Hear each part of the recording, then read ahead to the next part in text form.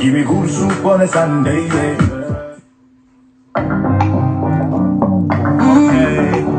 You see the name in there. You see the name in there. You see it. Got it. Wagwan.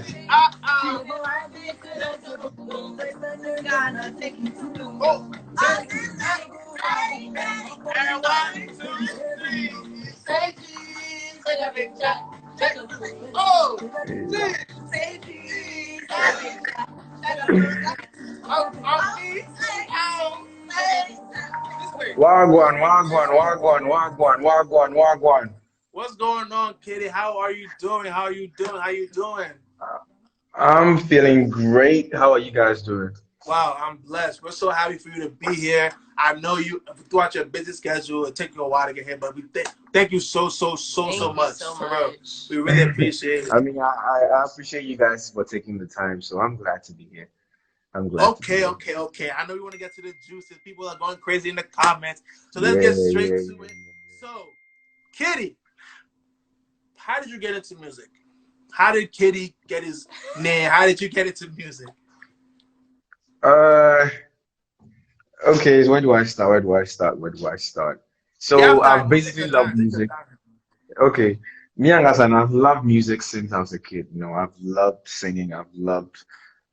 Because I'm the music bay. I used to be a music bay. I like to sing. If there is gospel rock show, there's entertainment. Wherever there's a mic, there's a speaker. I love to be there. I love singing. So, yep, it started from primary school to JHS to high school to uni. It was just that thing I loved doing. I mean, I used to do a lot of things. I used to do sports. I used to do music. I used to do arts. But I loved music the most. So, you know, I decided that this is what I was going to go with. So, yeah, I picked that path. Right. So, like, what drew you to me? What made you love music that much? How you say you did sports, you did stuff like that. So, why did music just ring a bell to you? Up to now, I still don't know why exactly I love music so much. Maybe I could attribute to the fact that my dad was a music lover himself. I mean, nobody was a musician in my family. My dad loved music like every single time.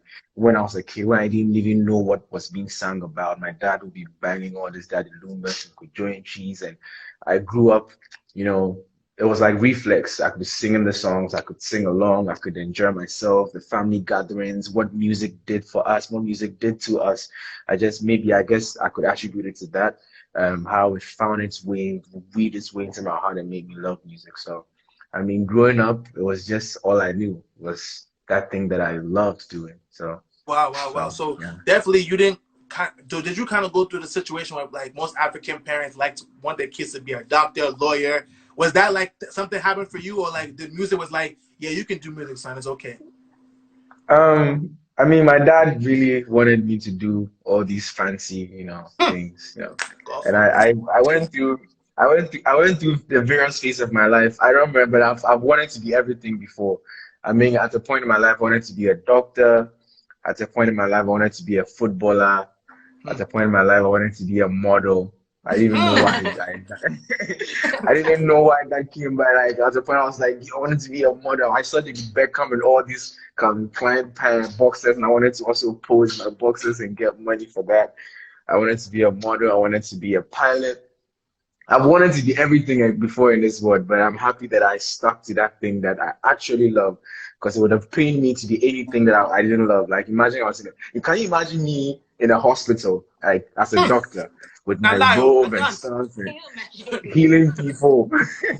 Can you imagine me anywhere else flying a plane? No, I mean, this is my calling. Yeah, this is my calling. I mean, I'm here and I'm excited. Wow, that's awesome. So, where do you gain your inspiration to make your music, to write your songs? Where does it come from? Shout out to the women. Shout out to the women. Shout out to the women.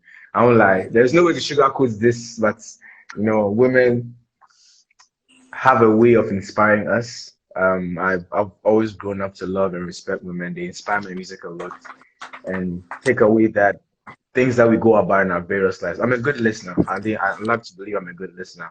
My friends tell me I listen a lot, and my friends always have the juiciest stories about relationships, about excuse me to say, fuck boyness, fuck girlness, you know, all of that story. So I listen a lot. I try to put it in the music. I try to make a song that when it's out, everybody can relate to. You can relate to, she can relate to, everybody who's listening can find something in there that, you know, they can vibe to. So I mean, I take inspiration from everything that we go through in our daily lives, and like most especially the women, you know. Yeah, shout The out to you. woman. I see ya. The woman. You I hear see ya. that? KiDi is inspired by you. So, KiDi, like, when did you see and like a skyrocket in your career? When did it just become like KiDi don't blow? When did that happen for you? When did you see it? I remember in 2017 when I released my two first singles, Say You Love Me and Odo.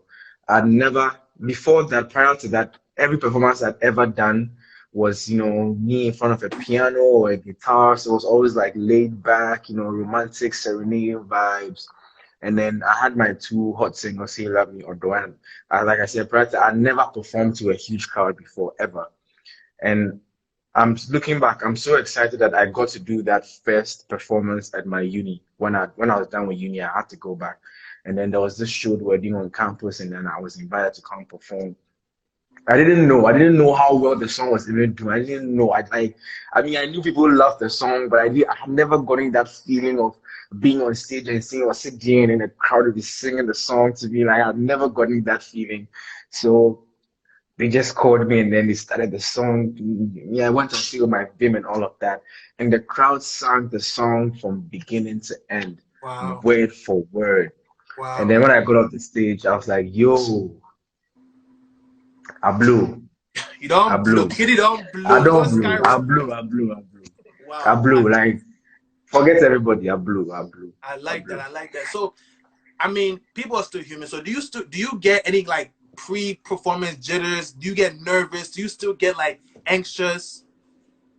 Every single time. Every single. Like, Wow. people keep saying, but you've done this so many times. Why are you still nervous? I'm like, yo. Like, I'm sure Beyonce still gets nervous before she goes in. I'm sure Chris Brown still gets nervous because I feel like the day I'm not nervous means there's something wrong. I need that adrenaline. I need that rush in the beginning to, you know, push me to give a good performance. And that's one thing that people don't understand. Sometimes when you are backstage about to go on stage, when you're prepping, you're psyching yourself what is yet to come. And then people are trying to take pictures with you when you're about to go on stage. And you tell them, oh, please let me finish. When I come back, we'll take pictures. They see it as we too know, like Yeah, who do yeah, you yeah. think you are? But I mean, in that few minutes, I'm in my own head trying to like, you know, plan my next move, plan what I'm going to do on stage. Like I'm trying to psych myself up. So I feel like Mhm. it's a tough time, you know, but we go through it and we come out to stage. Once I get on stage, once I start singing, all Once the that first chord adrenaline is comes out, gone. you're back in Yeah, you're in the zone. that's it. That's it. I'm in the zone. I'm in the zone. Right, right, I'm right. in So the like, zone. okay, so what are your pre-concert rituals? Do you have any? Do you do like a do you do like a push-up, sit-ups? What is it that you do before every single concert? It depends on what I'm wearing onto stage. If I'm supposed to wear something that I have to like, you know, open my chest and things, you Mado. see me the back, you see me the backstage doing my thing. You know, I'll be going hard on the press ups. But if I'm covering up, I just stand there and then I do my footballer stance. You know, when footballers are about to start a match, how they just move from left to right, just try to breathe in and out. I don't drink alcohol before performances. I don't smoke. I don't do any drugs before performances. So I don't do any of that before, but I just need my natural high. My natural high is the crowd. I just need the energy from the crowd. I just need y'all to like, you know, cheer me on, give me some fans. Mama fans, mama fans, mama fans. So that's all the high I need. To hear you guys sing along, that's all the high I need. So yeah, it's just that for me. Wow, wow, wow. So like the crowd, right? What is the biggest crowd you've been in front of? Huh. And what is the biggest crowd you've been in front of? And like, did you even expect that crowd when you got out on stage? Oh, shout out to my people in London because that crowd in London was mad. Was wild. It was wild. And I remember this performance last year. We did a special cut for Adiepena. Usually the performance version, we don't do that a lot. So we did a special version where I especially told the MC, do not introduce me.